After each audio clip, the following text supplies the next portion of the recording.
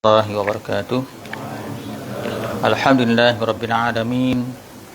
Wassalatu wassalamu ala sayyidina Muhammad wa ala alihi wa sahbihi ajma'in. Subhanaka la ilma lana illa ma 'allamtana innaka antal alimul hakim. Rabbi shrah li sadri wa yassir li amri wahlul 'uqdatam min lisani yafqahu qawli. Allahumma iftah 'alaina hikmataka wa anshur 'alaina min khazani rahmatika ya arhamar rahimin. Amin ya rabbal alamin. InsyaAllah kita sedang membincangkan tentang anggota yang kelima, iaitu kemaluan, daripada bab 1 kitab Penawar Bagi Hati. Pada kuliah yang lepas kita telah melihat huraian daripada Syekh Abdul Qadir bin Abdul Muttalib tentang Allah jadikan kemaluan itu untuk tujuan dunia dan juga akhirat. Jadi pada malam ini kita masuk pada tajuk kecil yang seterusnya, iaitulah mensyukuri nikmat anggota kemaluan. Jadi bila Allah jadikan kemaluan itu untuk kegunaan dunia dan juga akhirat, ada tajuk kecil yang pengarang kita ni bincang tentang bagaimanakah yang kita katakan mensyukuri atas nikmat kemaluan yang Allah Subhanahu Wa Taala jadikan. Baik, kita baca apa yang pengarang kitab kita ni tulis.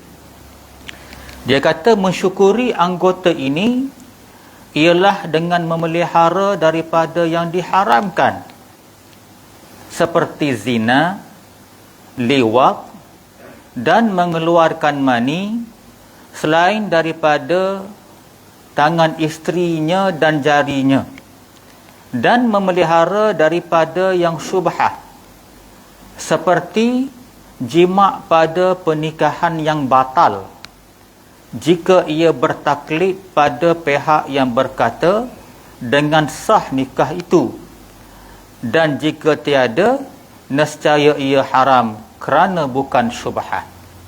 Baik, dalam perenggan ini pengarang kitab kita kata makna atau definisi syukur dengan anggota kemaluan ini ialah memelihara daripada benda yang haram.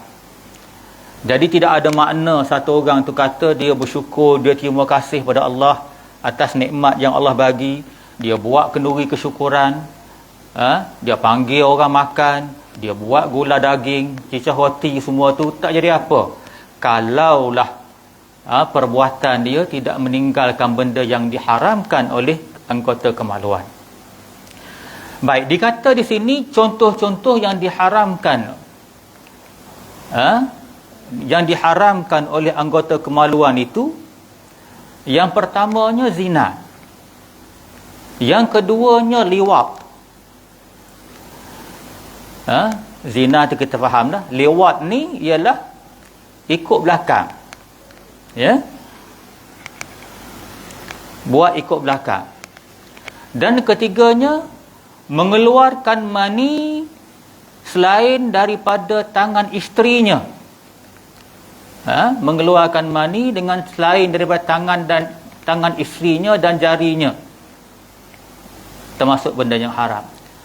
Dan yang keempat, memelihara daripada syubhah, seperti jima' pada pernikahan yang batal jika ia bertaklid kepada pihak yang berkata sah nikah itu. Yang keempat ni contohnya, kalau mazhab Syafi'i kita, begitu jugalah yang diluluskan oleh Aknaman Keluarga Islam, rukun nikah ada 5. Kena ada saksi, kena ada wali. Tiba-tiba oleh kerana nak sangat nikah, dia pergi nikah tanpa ada wali. Lepas tu dia kata kita bertaklid dengan mazhab sekian. Sedangkan mazhab kita kata mesti ada wali. Walaupun dia bertaklid dengan mazhab lain, kata pengarang kitab kita ni, itu di antara bentuk syubhah, atau boleh jadi nikah tu menjadi tidak sah. Baik, kita pergi satu-satu. Hari ni kita nak sentuh tentang zina.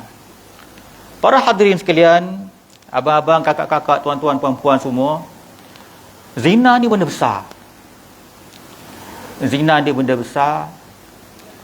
Sedar tak sedar sebenarnya, kalau kita perhati, kalaulah Tuhan nak jatuhkan bala pada kita dengan sebab zina, dah boleh dah. Tuan-tuan pun membaca surat khabar, saya baca surat khabar, teruk zina kita ni. Dah sampai pada peringkat anak muda kita ni boleh tidur dengan pasangan tanpa ada sah nikah. Berlaku. Lepas tu pula, kalau kita perhati, dulu masa kita budak-budak kan, ada benda-benda yang jarang kita dengar. Sekarang ni boleh katakan sekejap, lepas minggu, lepas 2 minggu keluar. Apa dia? Sumbang mahram. Ayah rogo anak, datuk rogo anak, abang rogo adik. Berat.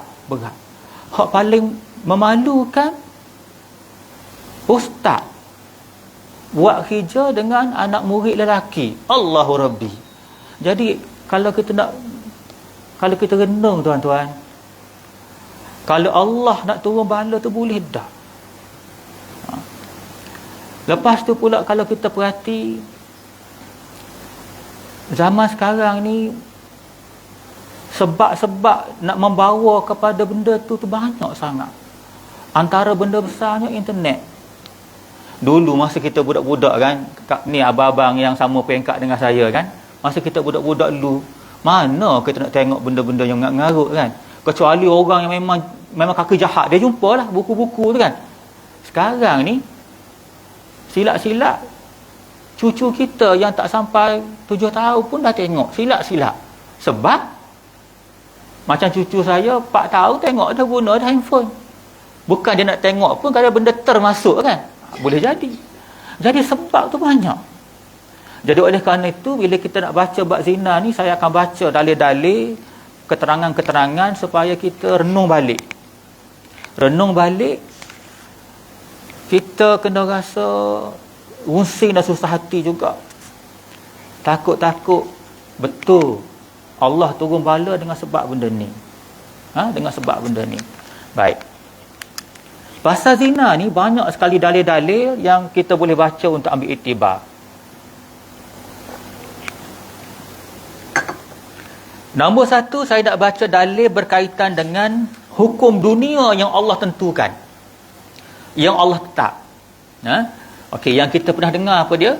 Orang berzina ni, orang yang belum berkahwin, belum merasai perkahwinan, hukuman dia 100 kali rotan dan dibuang daerah selama setahun. Kalau orang yang pernah merasai perkahwinan, hukumnya rejam sehingga mati. Maknanya berat. Lepas tu pula, rotan tu pula kena dilakukan di hadapan khalayak ramai. Panggil semua orang biar tengok. Maknanya Islam nak memberi pengajaran. Benda ni benda berat di sisi Allah Subhanahu Wa Taala. Kalau orang yang pernah merasai perkahwinan buat, rejam sampai mati pun kena buat di khalayak ramai. Baik. Kita lihat dalil-dalil yang disebut oleh Allah Subhanahu Wa Taala sendiri tentang perkara ini. Yang pertama, kita nak baca surah An-Nur ayat nombor 2. A'udzubillahi minasyaitanirrajim. Allah Subhanahu Wa Taala berfirman, Az-zaniyatu waz-zani fajlidu kulla wahidin minhuma mi'ata jaldah. Allah kata, Az-zaniyatu waz-zani, penzina perempuan dan penzina lelaki, fajlidu, maka rotanlah, kulla wahidin, setiap satu, minhuma, dari keduanya, mi'ata jaldah, 100 kali rotan. Satu. Wala ta'khudhukum bihima ra'fatun fi dinillah. Allah kata, dan jangan mengambil kamu atau mencegah kamu dengan keduanya dengan rasa kasihan dalam melaksana hukum Allah. Jadi bila Allah kata kena rotan tadi, Allah kata jangan kamu ada belas kasihan. Bila Allah kata kena rotan, walaupun anak kamu. Walaupun anak kamu, cucu kamu yang kamu paling sayang, kalau kena benda ni, kamu kena watat.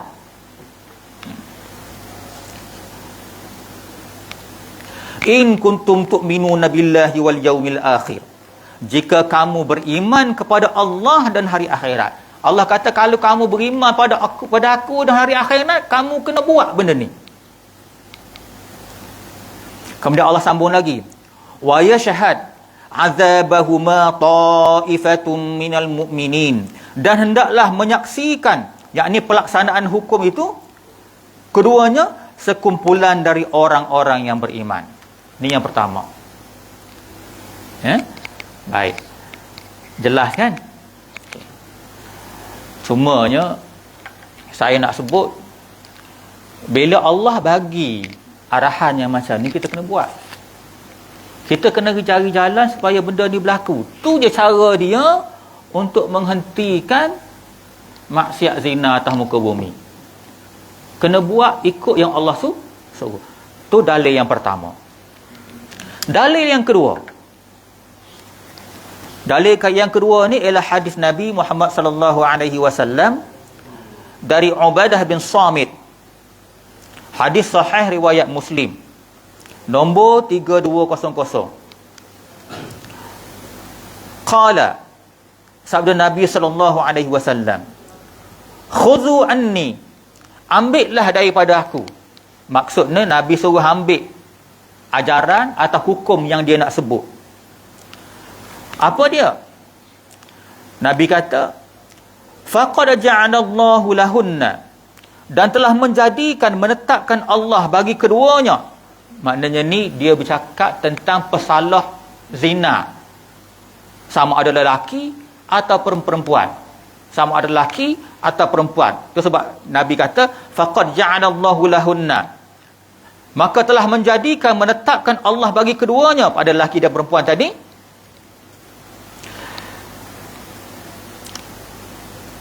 sabila thayyibu bithayyibi, bagi lelaki yang telah pernah berkahwin dan wanita yang pernah berkahwin,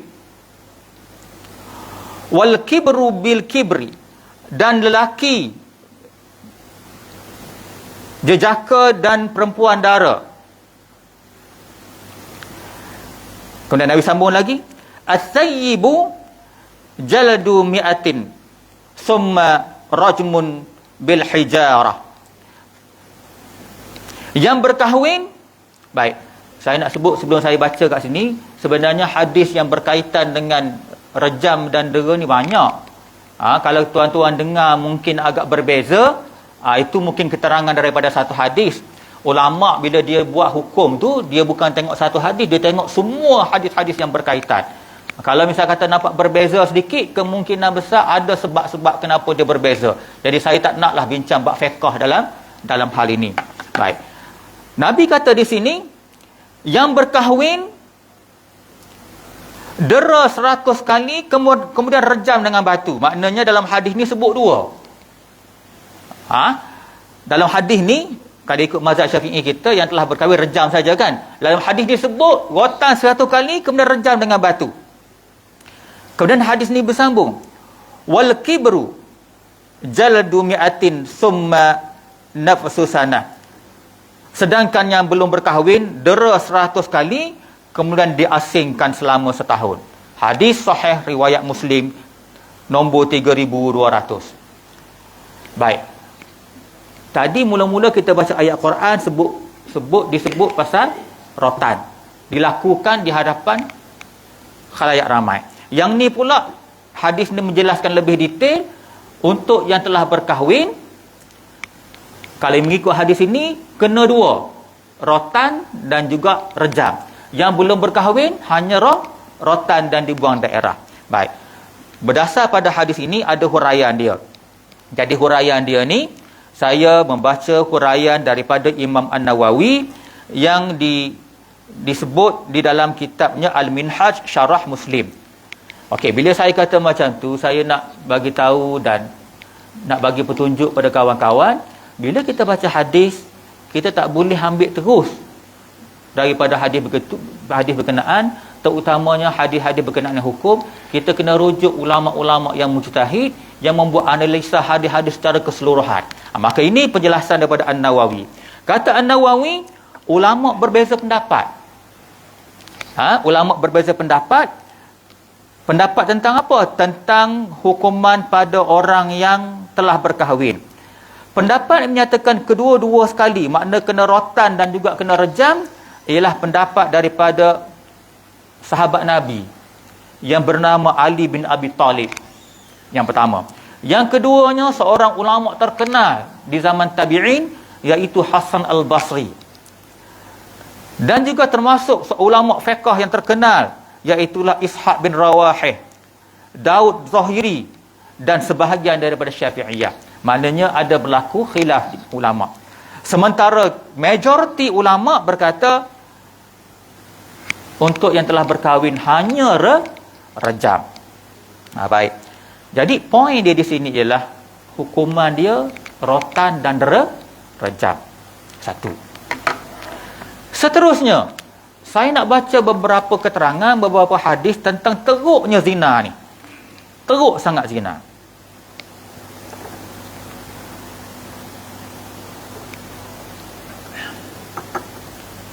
Yang pertama, saya nak baca hadis daripada yang diriwayatkan oleh Al-Baihaqi.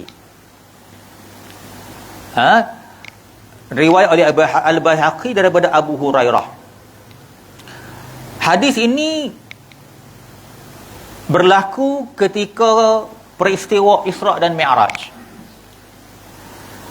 Nabi SAW telah mendatangi satu kaum yang membawa daging yang matang dan bagus di dalam satu bakul pada satu tangan, dan pada tangan yang lain membawa daging yang busuk.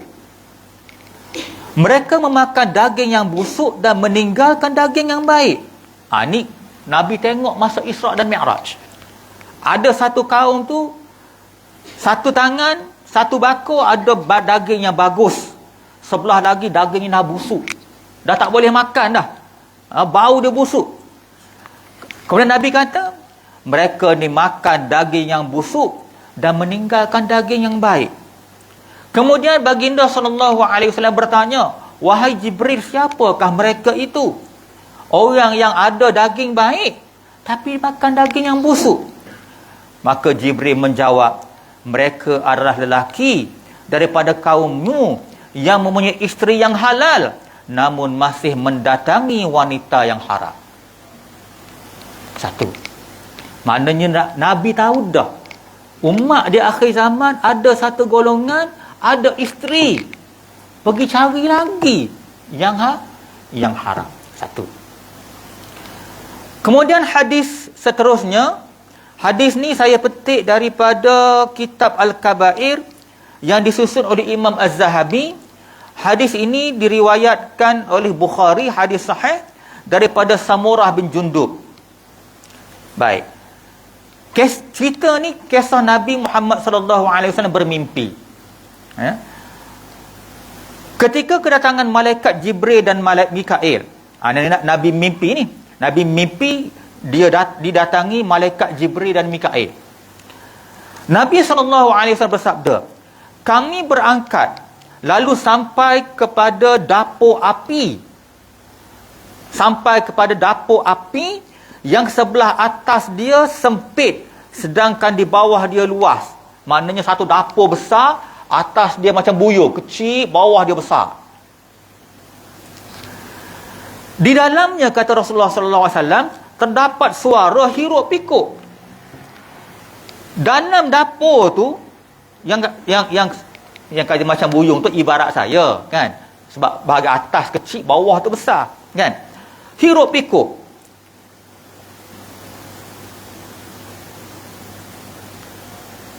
Kami, kata Nabi SAW, melihat orang lelaki dan perempuan yang bertelanjang.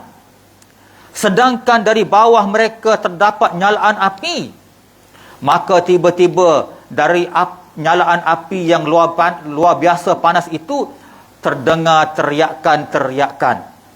Lalu aku bertanya, siapakah mereka itu, wahai Jibril? Maka Jibril menjawab, mereka itulah lelaki dan perempuan yang berzina. Imam Az-Zahabi berdasar kepada hadis tadi, dia kata yang berzina itu diseksa dalam alam barzah hingga hari kiamat. Maknanya dapur macam buyung tadi, kata tafsiran Imam Az-Zahabi. Imam Az-Zahabi ni mujtahid besar. Ya, mujtahid besar. Tuan-tuan boleh Google. Imam Zahabi, boleh baca biografi dia, bukan orang calang-calang.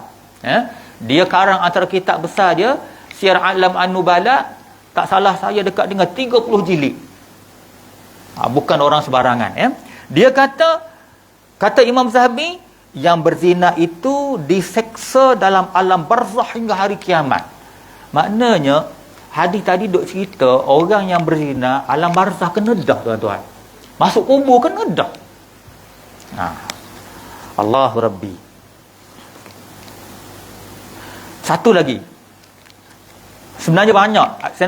Dua lagi saya nak baca. Semua ni penting-penting berlaku pasal zina.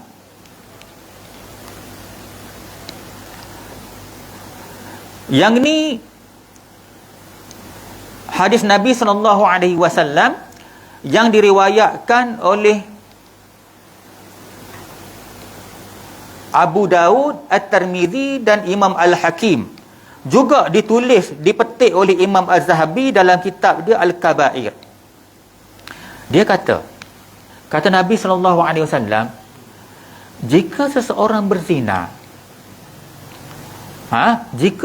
berzina, maka keluar iman dia daripadanya laksana asap di atas kepala. Bila berzina, iman tu keluar. Maknanya iman tak boleh duduk. Iman ni benda-benda dalam tubuh yang Allah bagi. Dia tak boleh duduk, tuan-tuan. Dia keluar. Kemudian jika dia telah selesai berzina, maka kembali iman itu kepadanya. Ulama ulas, apa kata masa zina tu mati? Iman tu keluar, berzina mati. Saya teringat cerita, saya pernah baca cerita David Carradine, yang sama saya kenal lah, cerita kungfu kan. David Carradine yang berlakon cerita kungfu tu, cerita dia mati. Dia mati di Thailand. Dia mati time buat kerja tu. Dia pergi Thailand cari perempuan budak pelacur Thailand, dia buat kerja, mati masa tu. Dia tak apalah, kafir. Kan? Kalaulah benda yang macam tu berlaku pada orang Islam, kita bimbangnya mati masa tu. Sebab apa? Iman keluar daripada kepala dia macam kepulan asap. Lepas selesai, masuk balik. Ini peringatan kepada penzina-penzina, jangan kamu cuba-cuba. Jangan kamu cuba-cuba. Baik. Hadis yang terakhir yang saya nak baca, yang lain-lain itu tuan boleh cari sendiri. Banyak, memang banyak peringatan Allah Subhanahu Wa Taala tentang zina ni. Yang ni pula hadis riwayat Muslim dan Imam Ahmad dan Nasa'i. Kejap ya. 44, 45.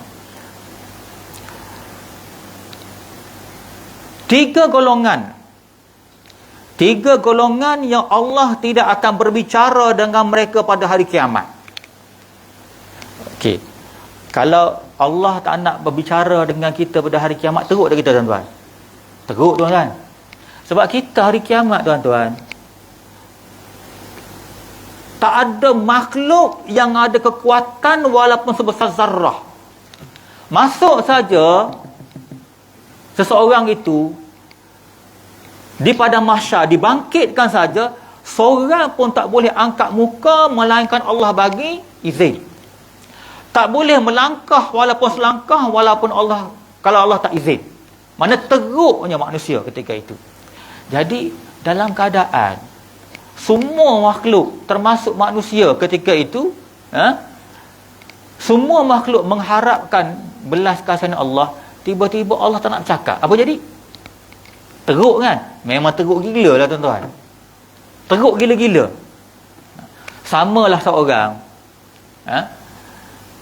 katakanlah mak dia tak nak cakap dengan dia. Apa rasa dia? Menangis, tuan-tuan. Kecuali lah jenis orang suka deraka pada mak tu, kan? Siapa letak mak rumah orang tua.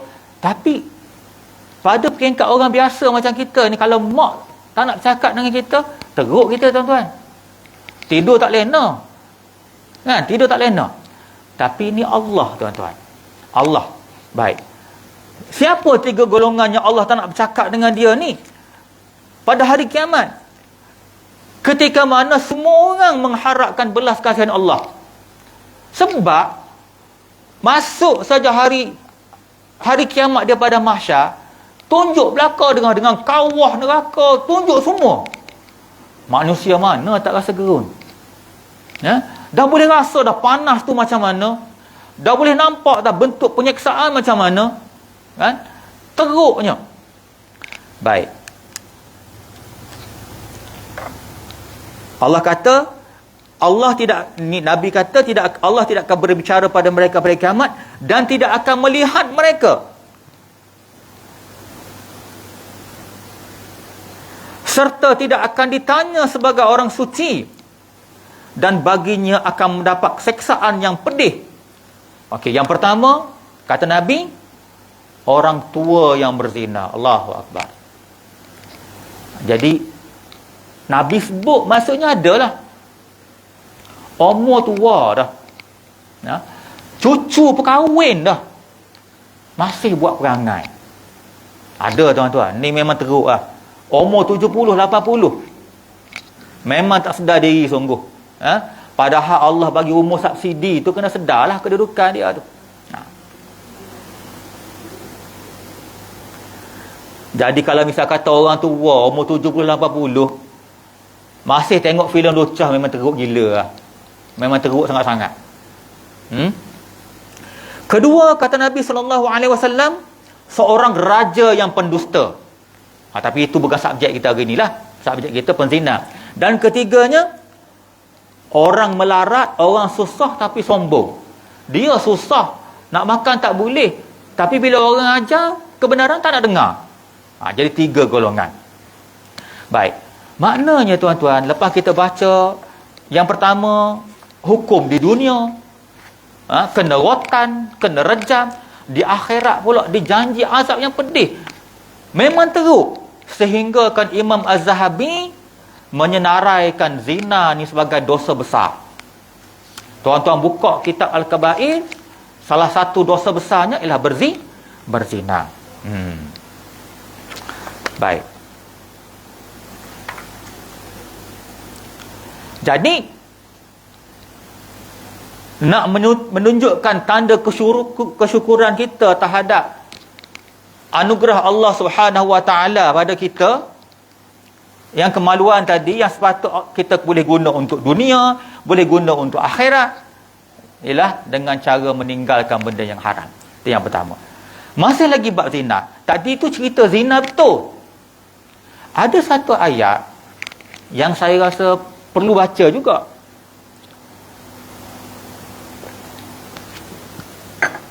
Yang tadi tu zina betul. Zina betul. Baik, ayat ni bunyi begini. Ayat ini surah Al-Isra. Ayat 32. Al-Isra ayat 32. Allah Subhanahu wa taala berfirman, "Wala taqrabuz zina." Saya ulang balik. Wala taqrabuz zina. Innahu kana fahishatan wa sa'a sabila. Allah kata, jangan kamu mendekati zina. Zina tu haram dah. Dah teruk dah. Kena rejam, kena rotan. Ayat ni kata, Allah kata, wala taqrabuz zina. Jangan kamu mendekati zina. Innahu, sesungguhnya ia, kana fahishatan wa sa'a sabila. Sesungguhnya ia adalah perbuatan keji dan tercela. Wa sa'a sabila, dan seburuk-buruk jalan. Jadi ayat ni cerita tentang nak dekat zina pun tak boleh, tuan-tuan. Pengarang kitab kita kata, untuk menunjukkan sifat kita bersyukur, kena jaga benda yang haram. Satu daripadanya zina. Macam mana kalau dekat dengan zina? pun haram juga lah. Sebab ayat ni kata wala taqrabuz zina, jangan kamu dekati zina. Jadi dekati zina ni banyak lah tuan-tuan, banyak. Maka para ulama menggunakan dalil ini ialah untuk menutup pintu maksiat. Sebarang perkara yang perlu ditutup untuk membawa kepada zina juga menjadi haram. Contoh, kadang-kadang kita tak perasan, anak dara ikut anak teruna naik kereta berjalan daripada Kuala Lumpur pergi Kota Baru. Berapa jam tu tuan-tuan? Dekat 8-9 jam. 2 orang naik kereta. Kalau saya tanya tuan-tuan, boleh ke tak boleh? Boleh ke tak boleh? Tak boleh. Sebab termasuk membawa kepada zina ialah khalwat, berdua-duaan. Bila naik kereta dua-dua, khalwat ke tidak? Khalwat. Takdir Allah siapa tengah jalan banjir. Sampai di Gua Musang banjir, tak boleh nak pergi ke Kota Baru. Banjir pula kena tunggu situ selama 1 hari. Tiba-tiba kena bermalam. Mak bapak dia tak tahu, anak dara dia orang bawa. Saya pernah sekali tuan-tuan, saya buat naik kereta dengan isteri dengan anak-anak, sampai satu tempat tengok aksiden kereta Myvi. Dalam Myvi tu seorang perempuan, seorang lelaki, dua-dua tak kahwin. Jadi kita kena tegas. Kita sebagai ayah, kita sebagai ketua rumah, benda-benda begini kena bagi tahu kepada anak-anak kita. Jangan cuba-cuba buat perangai yang macam ni. Ya? Kalau dah misal kata banjir di Gua Musang, kena bermalam, silap-silap duit tak cukup, bermalam satu bilik, dah jadi perangai. Wala taqrabuz zina. Ya? Okey, termasuk juga taqrabuz zina ni apa dia? Melihat bahan-bahan yang merangsang kepada zina. Ni payah sangat dan banyak berlaku. Sama ada buku, sama ada internet, tak kira. Jadi hadis dia bagi tahu, ayat dia bagi tahu, bukan hanya zina, sebarang bentuk yang membawa kepada zina pun tidak boleh. Dan hujung tu Allah kata apa? Innahu kana fahishatan wa sa'a sabila. Sesungguhnya ia adalah perbuatan keji dan tercela. Dia rujuk pada apa ni? Merujuk kepada zina. Tak boleh dekat dengan zina. Wa sa'a sabila, dan seburuk-buruk jalan. Allahu Rabbi. Yang kedua, liwat.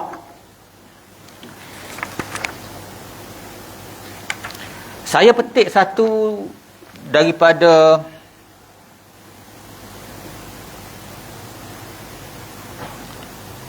dalil, kejap ya. Baik. Yang ni saya petik dalam kitab Al-Kabair. Okey. Imam Az-Zahabi berkata, Imam Az-Zahabi ni berkenaan dengan liwat. Liwat ni kat belakang, ya. Dalam Al-Quran diceritakan Allah Subhanahu Wa Taala telah membinasakan mereka, yang di kaum Nabi Lut alaihissalam, kerana perbuatan keji mereka. Kata Imam Az-Zahabi lagi, telah ijma' homoseksual adalah termasuk di antara dosa-dosa besar. Dosa-dosa besar. Maka Imam Az-Zahabi bawa satu hadis Nabi yang diriwayatkan oleh Imam At-Tirmidzi daripada Ibnu Abbas. Kata Nabi SAW, man wajadtumuhu ya'malu 'amalan qaumil Lut faqtulu fa'ila wal maf'ula bihi. Barang siapa yang kamu dapati beramal dengan kaum Nabi Lut, yakni melakukan homoseksual yang kat belakang tadi, maka bunuhlah pelakunya dan yang telah dilakukan dengannya. Maknanya yang melakukan melaku kena bunuh, yang diperlaku pun kena bunuh juga. Hadis riwayat At-Tirmidzi. Ulama khilaf tentang kedudukan hadis ini. Ada yang mengatakan sahih, ada yang mengatakan hasan. Tapi Albani mengatakan sahih. Baik, huraian hadis ini. Isyak kita masuk, kau mana masuk ke? Okey, habis huraian ni saya berhenti ya. Huraian hadis tadi. Saya petik huraian hadis tadi daripada kitab Bahrul Madhi. Syekh Muhammad Idris Al-Marbawi menyebut zahir hadis menjelaskan bunuh kedua orang yang melakukan liwat. Zahir hadis tu kena bunuh lah. Tapi kata Syekh Al-Marbawi, dikata di sudut hukum telah berlaku khilaf di kalangan ulama. Dalam mazhab Syafi'i, pelakunya dihukum seperti hukum zina. Mana orang yang meliwat tadi dihukum dengan hukum zina, iaitu rotan dan buang daerah kepada yang belum berkahwin. Yang pada yang telah berkahwin kena direjam sampai mati. Maknanya sama dengan hukum zina. Ya?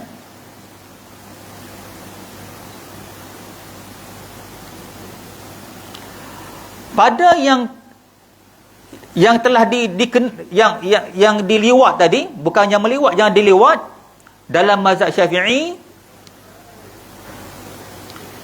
kena rotan, dibuang daerah, sama ada telah berkahwin ataupun tidak. Itu dalam mazhab Syafi'i ya. Lepas tu dia sebut lagi, jika berlaku lewat pada isteri, pada isteri atau jariah. Jariah ni hamba lah, cuma sekarang dah tak ada lah hambanya ya. Pada isteri, maka pelakunya dikenakan hukum ta'zir. Okey, hukum ta'zir ni apa tuan-tuan? Hukum ta'zir ni dia mengikut budi bicara pemerintah. Maksimumnya dia boleh kena sampai menyamai hukum hudud. Maknanya kalau hukum hudud kena rotan ataupun kena hukum hududnya kena rejam, maka maksimumnya dia boleh sampai pada peringkat rejam. Maknanya di sini keterangan yang dijelaskan oleh Imam Al-Barbawi, isteri kita ni tak boleh buat sebarang juga. Walaupun isteri kita buat kat belakang, kalau hukum Islam kena ta'zir. Hukum ta'zir maksimumnya boleh sampai, sehingga maksimumnya mencapai seperti mana hukum hudud. Jadi maksudnya tuan-tuan, sama ada liwat, sama ada zina, kedua-duanya teruk. Bahkan liwat tu paling teruk. Hukuman ada zaman Nabi-Nabi sebelum. Kes liwat ni kena dijatuhkan daripada bangunan yang tinggi. Saya tak ingat apa ni syariat Nabi apa tak tahu. Kena dijatuhkan daripada bangunan yang tinggi. Maknanya teruk sangat. Zaman dulu lagi pun dah teruk liwat ni. Hukumannya dah teruk. Dijatuh daripada bangunan yang tinggi, jatuh tu berkecai. Allahu Rabbi. Jadi maksudnya tuan-tuan, bila kita faham hukum dunia teruk, hukum akhirat teruk, maknanya Allah benci sangat. Zina ni Allah marah sangat ni. Allah marah sangat. Itu sebabnya kita sebagai orang yang ada kuasa, terutama dengan anak-anak kita yang masih muda-muda ni, kita kena sampaikan, bagi tahu kedudukan dia, benda ni Allah marah, kena jaga. Termasuklah perkara-perkara yang membawa kepada zina, iaitu aurat kena jaga. Memanglah penat kita melatih anak-anak kita ni. Ada yang senang dengar cakap, ada yang susah dengar cakap, ada setengah tu sekali cakap pun dah dengar, ada setengah tu 100 kali cakap tak dengar juga. Memang penat, tapi kena buat berterusan tuan-tuan. Jangan kita rasa putus asa. Tak dengar doa dengan Allah, mudah-mudahan Allah sampaikan supaya anak kita dengar cakap. Aurat kena jaga. Aurat kena jaga, dan sebarang bentuk yang membawa kepada zina seperti pergaulan dengan lelaki. Depan kita tak apa, bila kita hantar masuk universiti kan, kita tak nampak dah. Kita tak nampak dah. Di luar sana macam-macam cerita, tuan-tuan pun dengar. Dah sampai ke peringkat masa cuti-cuti semester tu, royak kayuh ada projek, rupanya projek lain. Jadi benda-benda gini kita kena minta doa dengan Allah, lindunglah anak cucu kita. Jadi mudah-mudahan tuan-tuan, dengan apa yang kita baca ni, Allah Subhanahu Wa Taala beri taufik dan hidayah kepada kita dan ahli keluarga kita, supaya dapat dijauhkan daripada dosa zina, dosa liwat yang kita baru baca ni. Ada soalan?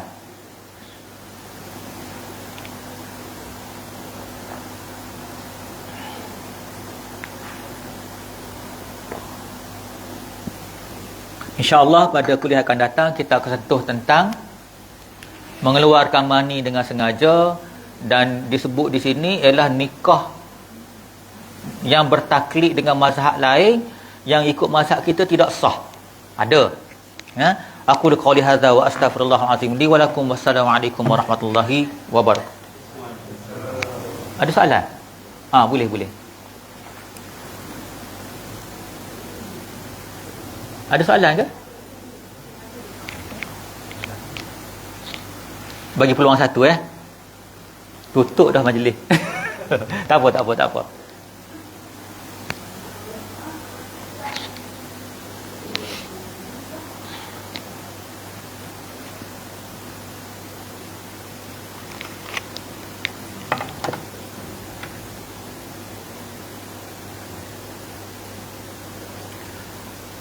Ayat tadi, soalan ni, kenapa ayat tadi Allah mulakan dengan az-zaniyatu waz-zani, penzina perempuan dulu baru penzina laki-laki.